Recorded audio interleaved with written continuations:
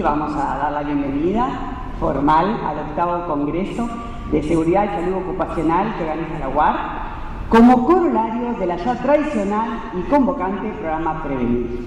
Les quiero contar que este programa se caracteriza por ser federal y se viene desarrollando año a año, y este es su ciclo 2018.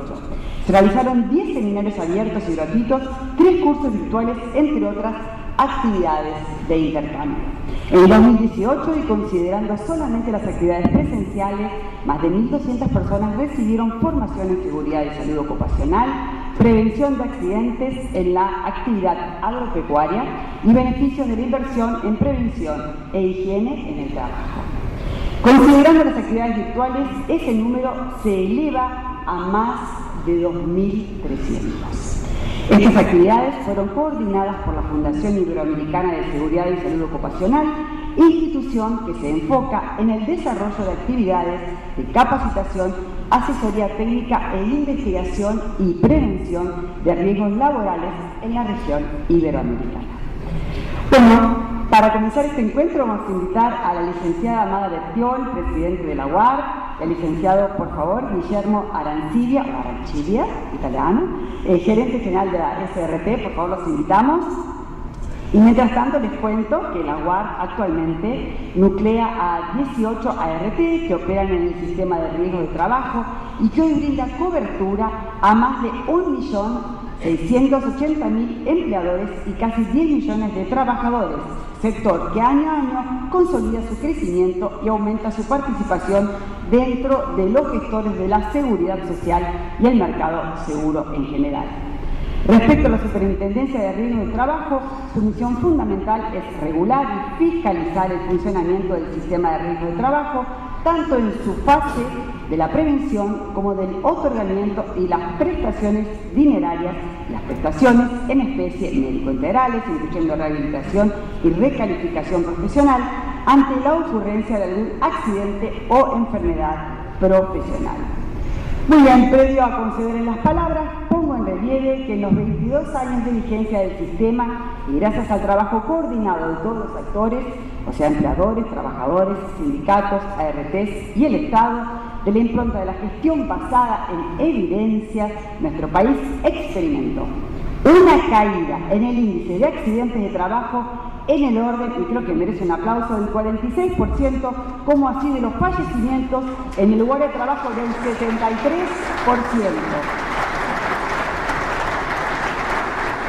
Esta caída en el índice de fallecimientos representa nada más ni nada menos, me pone la piel de gallina, que 11.000 fallecimientos evitados, o sea, 11.000 vidas salvadas. Creo que es lo más importante. Bueno, ahora sí escucharemos las palabras del licenciado Guillermo Arancibia y también de Mara luego. Así que los invitamos, por favor. Guillermo. Buenos días. Bueno, quiero transmitirles en extensivo el saludo del Superintendente de Riesgo del Trabajo, Gustavo Morón, y agradecer a Mara Bertiol y a toda la UAR por esta invitación. Es un placer estar nuevamente con ustedes compartiendo este ámbito de debate y reflexión acerca de la salud y seguridad en los puestos de trabajo. En esta oportunidad quiero señalar algunos indicadores que hacen a la evolución del sistema a partir de la sanción de la ley complementaria. Vamos a mostrar algunos resultados que son de carácter global y también particular para las provincias que han ido adhiriendo. Por ello quisiera señalar brevemente lo que fue el contexto inicial y las características principales del diseño de la ley, que en definitiva determinan los parámetros sobre los cuales vamos a realizar el análisis de la evolución y también del impacto de esta normativa. En este sentido podemos mencionar que en una oportunidad el filósofo y pensador Karl Popper dijo que el aumento del conocimiento depende por completo de la existencia del desconocimiento. Hacía alusión, obviamente, a que la discrepancia era la mejor forma para construir acuerdos y para construir razonamientos y argumentos. Esto lo traigo a colación, porque justamente la discrepancia y la búsqueda de soluciones acordadas fueron las características principales del diseño que tuvo la ley. Siempre se buscó consolidar los canales de diálogo con los diferentes actores del sistema. Desde el principio nos juntamos con representantes de los empleadores, representantes de los trabajadores, con cada una de las aseguradoras y con otros actores del mercado. Se plantearon los objetivos, se plantearon las soluciones propuestas y se tomó nota acerca de los problemas, las inquietudes y preocupaciones que cada uno visualizaba. Varios de los aquí presentes tuvieron una participación activa en el proceso de discusión y diseño de esta ley. Quisiera señalar que tuvieron una gran generosidad de su parte, y agradecerles eso también, porque nunca se perdió el objetivo de que había que encontrar una solución única, que sea integradora y que lograra un equilibrio en beneficio de todos los sectores. Era un panorama sumamente complejo. Otra cosa que quería recordar es que el sistema fue diseñado bajo pilares, dos pilares fundamentales, que cubren todo el proceso de la vida laboral de una persona. Pone un especial énfasis en la prevención, que empieza a actuar desde el mismo momento en que un trabajador se incorpora a un puesto de trabajo. Y si hay un accidente, se disparan una serie de reparaciones que tienen que ser equitativas, íntegras y oportunas. Esto es precisamente lo que se fue perdiendo a lo largo del tiempo.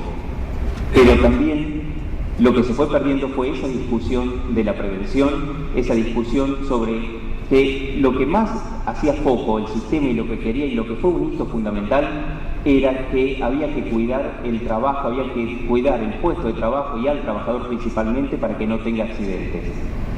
Esto que parece una obviedad no lo es tanto cuando lo que viene a continuación durante todos los años es una discusión sobre la reparación del daño. Así fuimos viendo que en la década del 2000 la discusión fue mutando y se discutía mucho más esta reparación que el debate de la prevención. Y la discusión judicial fue ganando terreno en pro de lo que era la discusión dentro del sistema. El contexto de inicio era ese. Había la judicialidad, venían creciendo, habían 100.000 causas por año. El pasivo contingente del stock estaba en 340.000 causas, era aproximadamente de 4.500 millones de dólares. La alícuota se había distorsionado, se explicaba básicamente por lo que era la judicialidad y por supuesto que había una disociación evidente entre el costo de la empresa y el riesgo del sector que tenía que pagar. Eso es una de las distorsiones más grandes que tuvo y por lo tanto creaba asimetrías entre empresas de un mismo ramo. Esta situación para muchos estudios privados que hacían la proyección de cuánto podía seguir el sistema en esas condiciones le daban una vida de 2 años. Yo quisiera señalar también que es objetivo del gobierno tener puestos de trabajo seguros y de calidad. Y como tantas veces lo hemos mencionado, para ello necesitamos un sistema que sea amigable con la generación de empleo, porque necesitamos empleo. Nosotros podemos acordar que el sistema de riesgo del trabajo por sí solo no genera empleo, pero sí podemos afirmar en base a nuestra experiencia que puede convertirse en un gran destructor de puestos de trabajo.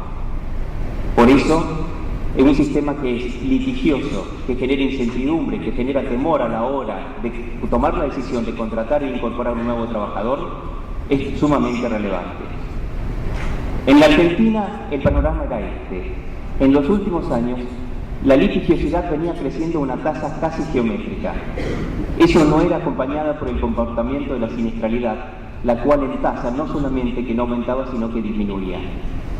En esa disociación es donde pusimos el foco, donde hicimos especial hincapié, para darle previsibilidad a los trabajadores y para garantizar los mecanismos por el cual cuando una persona tenga que ser compensada por la secuela de un daño de trabajo, lo haga de la forma que tiene que hacer como lo indica la norma. El año pasado se registraron 120.000 causas. Si tomamos hasta mayo la proyección va a ser de 100.000, pero si lo tomamos hasta junio, porque ya se incorporó a la provincia de Buenos Aires, lo proyectado para fin de año serían 90.000. Esto para nosotros es un gran aliciente. Por lo menos nos muestra un resultado optimista en cuanto a cómo es el panorama de dar certidumbre para todos los sectores. El stock de juicios se sigue acumulando porque no se resuelven todos los años y es de 378.000 y se calcula un pasivo estimado de 5.700 millones de dólares. ¿Cómo está el comportamiento de la litigiosidad? Es como lo ven ahí. Para la Ciudad Autónoma de Buenos Aires disminuye un 64%, Córdoba fue el 82%, Mendoza el 47%. La provincia de Buenos Aires aumenta, pero tienen que tener en cuenta este periodo está tomado de enero a mayo y hay dos factores que alteran lo de la provincia. Uno es el corrimiento de las causas de lo que sucedió en la ciudad de Buenos Aires a la provincia y el otro es que recién en el mes de abril fue que se adhirió al sistema. Con respecto a la alícuota, es el comportamiento más o menos esperado en esto que se reacomode con la normativa de que al no tener esa judicialidad el sector empiece a corregirse un poco para las empresas y esto es un auxilio para la parte empresaria. Se calcula un ahorro de 13.000 millones de pesos en un total y la alícuota que está en 3,02. Esos son todos los cambios normativos, que si los vemos ahí siempre se trató de, para calmar lo que iba haciendo la crisis en cada uno de los momentos, tener un impacto positivo en la alícuota por mejores en los polinomios. El último es el que, por lo menos si sigue esa tendencia, es el que consigue disminuir. Hubo un cambio en la ley que si bien tiene una parte importante que empuja, que es el cálculo del ingreso base y la aplicación de la tasa de interés, la judicialidad, que es lo que explicamos, y el reacomodamiento de las empresas empieza a acomodar la tendencia descendente de la alícuota. Recién, cuando habíamos conversado, con este panorama, con los sectores, con todos los que nos juntábamos, tuvimos una gran oportunidad porque coincidíamos en el diagnóstico. Pero había muchas alternativas, varias soluciones que se fueron analizando. Se eligió un camino que es complejo, que es bastante arduo y que es establecer como instancia administrativa el paso obligatorio por las comisiones médicas. Para nosotros tenemos la convicción de que es el camino que garantiza la sustentabilidad del sistema a lo largo del tiempo. Ahora, las comisiones médicas pasaron a ser la parte más sensible de la reforma. Esas comisiones médicas, en el estado que estaban, tuvieron que someterse a un proceso de reingeniería en todas sus cuestiones administrativas y dotarlas de tecnología y de equipamiento. Ahora, hay una parte importante que se incorpora a la que era la atención de las comisiones médicas y que es el servicio de homologación, constituido por un titular y audiencias letrados, y es ahí donde se da por finalizado el trámite administrativo. Todos ustedes conocen que existen actualmente dos tipos de trámites en las comisiones médicas en este sentido, que es cuando la provincia está adherido, rige, tiene vigencia lo que es la ley, por lo tanto termina con los servicios de homologación, y los trámites anteriores como había antes para las provincias que no están adheridas. Eso obviamente también va generando una fricción permanente, que por eso es nuestra preocupación por contar con la mayor cantidad de provincias adheridas. Al día de hoy tenemos 14 provincias que han adherido a la ley. Las más importantes, la Ciudad Autónoma de Buenos Aires, Córdoba, Mendoza y la provincia de Buenos Aires, concentran el 63% de los trámites y el 81% de la litigiosidad. Si nosotros agrupamos en dos categorías el conjunto de las empresas que han adherido de las que no han adherido, vemos que las que han adherido concentran el 84% de los trabajadores cubiertos, el 86% de los litigios y el 80% de los trámites en comisiones médicas. Ahora, fíjense el reacomodamiento que tuvieron de alícuotas. Para el conjunto de las empresas, para las empresas en ese conjunto de provincias adheridas, la alícuota está en 2,9%, muy distante de las otras que todavía está en 3,8%. Obviamente que la que queda de las grandes más representativas, más importantes, es la provincia de Santa Fe. La provincia de Santa Fe genera distorsiones para economías que son gemelas, para economías bastante similares, sobre todo el norte de lo que es la provincia de Córdoba y también provincia de Buenos Aires. Esa es la diferencia que tiene entre una y otra. La provincia de Córdoba, que está en 3,7, y la provincia de Santa Fe en 4,4. Entrando a la provincia de Santa Fe, ya tendríamos incorporado el 93% de lo que era el problema original de contención de la litigiosidad.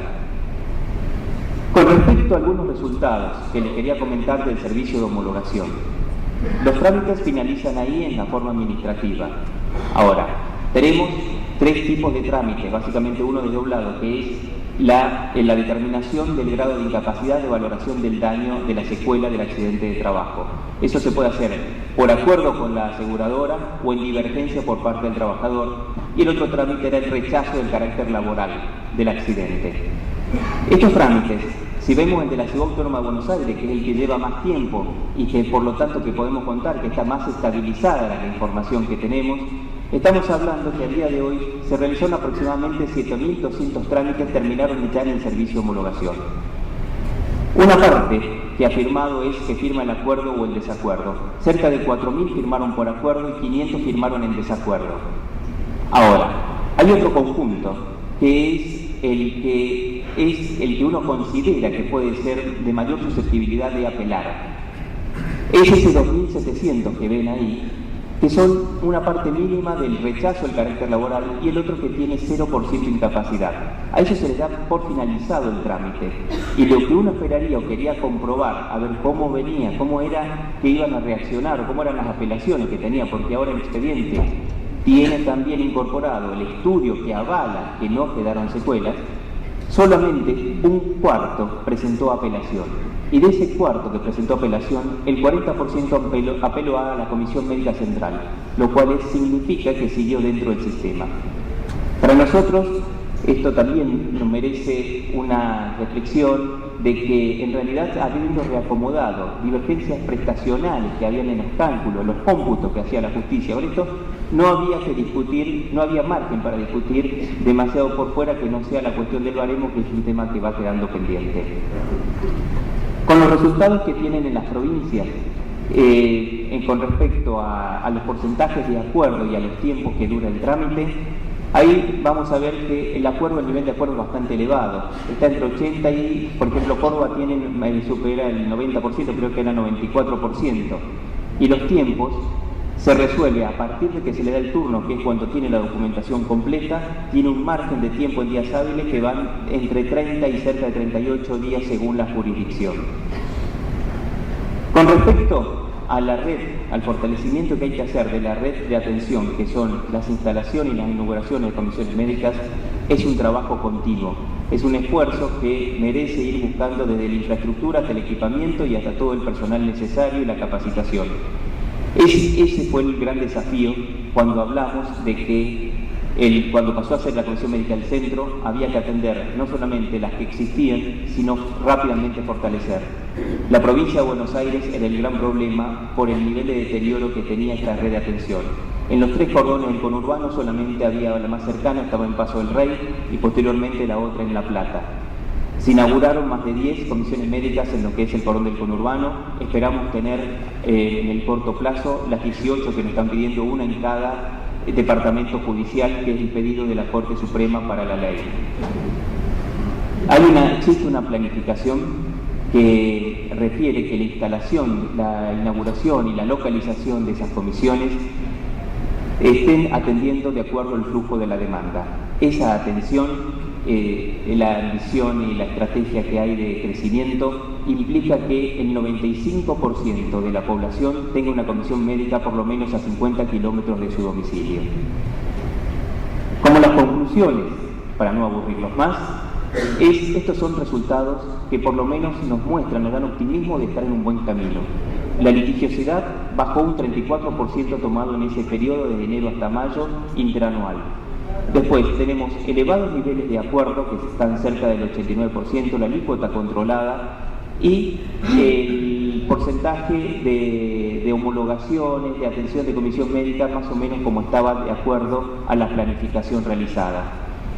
Más que nada lo que nos interesa es darle certidumbre y que el trámite y la persona tenga un resarcimiento lo más pronto posible en el terreno administrativo, con certeza para todos los actores. Ahora, sabemos que esto no es que está finalizado, esto no termina, no implica que está todo resuelto.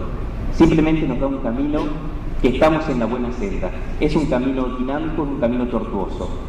Nuestro gran objetivo, en definitiva, es revalorizar esos 2 pilares fundamentales que existen en el sistema. Por un lado, la prevención, que el foco vuelva a ponerse ahí, que es enseguida lo que van a ver. Y por otro lado, que si existen las reparaciones, las mismas vuelvan a ser equitativas, íntegras y oportunas. Esto por lejos está de haberse finalizado. Es un trabajo continuo y por eso la convocatoria que seguimos haciendo para seguir trabajando. Nosotros sabemos que en estas situaciones complejas sus propuestas y sus opiniones no solamente son importantes, sino que son imprescindibles. Por eso somos conscientes, como lo hicimos antes, que la reunión de todos y con el esfuerzo de todo el potencial que tenemos es enorme. Muchísimas gracias.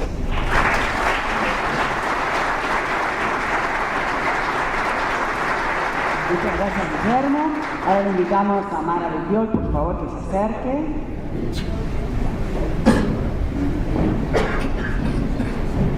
Bueno, buenos días. Es un placer enorme compartir este octavo congreso, octavo año consecutivo de Prevenir 2018.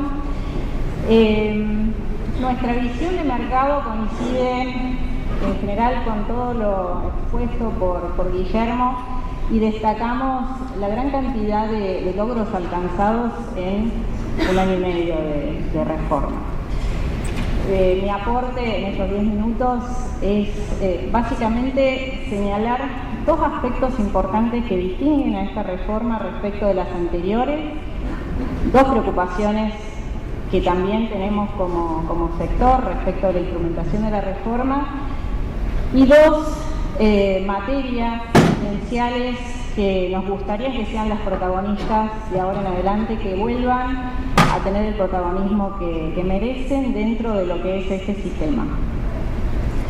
Respecto de los dos hechos que distinguen esta reforma, en mi caso he participado en lo que fue el diseño en su momento original de este sistema, de esta ley, y de cada una de todas las reformas a las que tuvo expuesto en estos 22 años de vigencia, siempre muy orientado a la mejora prestacional, la mejora de los servicios, intentar dar respuesta a la jurisprudencia que fue cuestionando a este sistema.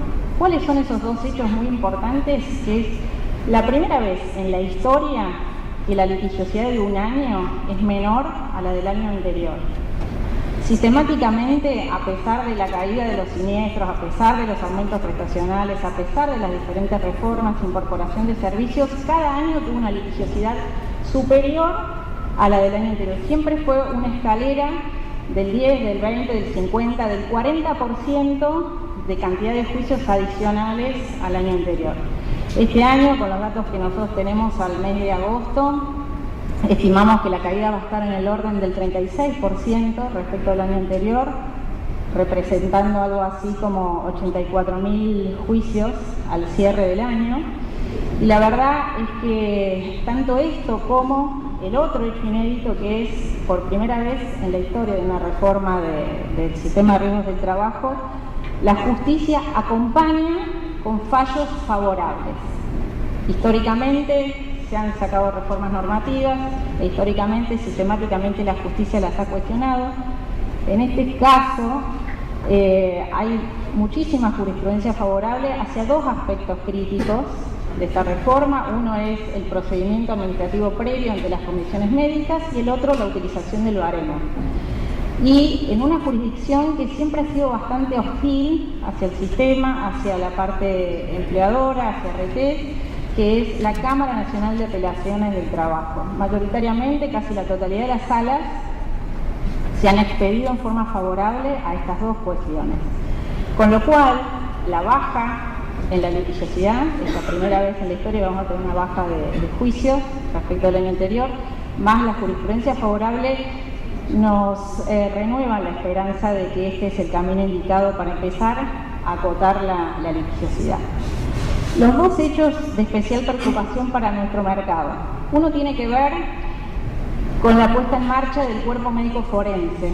O sea, la ley acertadamente previó que es necesario hacer un cambio y previó el instrumento para ordenar todo el descalabro de las pericias médicas judiciales. Esas pericias que, como señalaba Guillermo, transforman un pasivo, multiplican por 7 el pasivo judicial, implican 2 años de recaudación plena del sistema. Son 188.000 millones solo los desvíos periciales. Nada millonario en cada uno de los casos, pero es un desvío de 17 puntos en cada uno de esos juicios, que implica que nosotros, por ejemplo, para tener relevancia de lo que es este desvío en el total de lo que es el sistema. Es como si destináramos 2 años de recaudación plena del sistema, sin pagar prestaciones, sin contratar gente, sin destinar a nada que tenga que ver con la prevención, y destinarlo solo a financiar esos desvíos. Este es un tema para nosotros particularmente crítico. Sabemos que se está avanzando desde el gobierno, desde la Super, mucho se ha hecho en este sentido, pero bueno, los tiempos judiciales a veces no son los mismos que los tiempos que requiere este sistema. ¿De qué depende esta decisión? En el caso de Cava, que la Corte Nacional instrumente estos cuerpos periciales, que no son otra cosa que médicos especializados en evaluación del daño, seleccionados por concurso, que cobren en función del trabajo realizado y no del porcentaje pericial que hayan puesto en la pericia de un juicio. Pensamos que este es un ordenamiento necesario. En cada una de las provincias corresponde a las cortes provinciales. El otro aspecto que genera preocupación también es el tema de alícuota técnica. O sea, la litigiosidad tiene una característica que es generar una brecha entre la alícuota que se cobra a nivel de mercado y la alícuota necesaria para hacer frente a todas las contingencias que tienen que cubrir las aseguradoras. Es necesario, esta alícuota técnica es parte de la base aseguradora. Esta ley siempre ha tenido como característica esencial el hecho de que cada una de las previsiones de derecho tienen su correlato en los hechos, es decir, cada una de las prestaciones que ameritaban ser cubiertas han sido, aún en un escenario complicado, aún en un país a veces también que ha tenido su crisis en estos 22 años. ¿De qué manera esto vuelve a ordenarse? Poniendo, o sea, a medida que la litigiosidad vaya dejando de tener peso, esta alícuota técnica y alícuota de mercado debieran confluir a un mismo valor.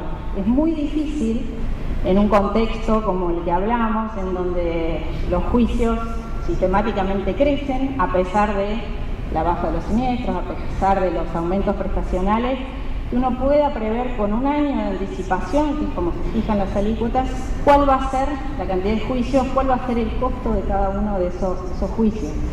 Por eso ha habido tanta heterogeneidad de alícuotas, tantas diferencias de criterios en la fijación de precios, porque cada uno de los supuestos que los actuarios o las RTs establecen son igual de válidos o cuestionables.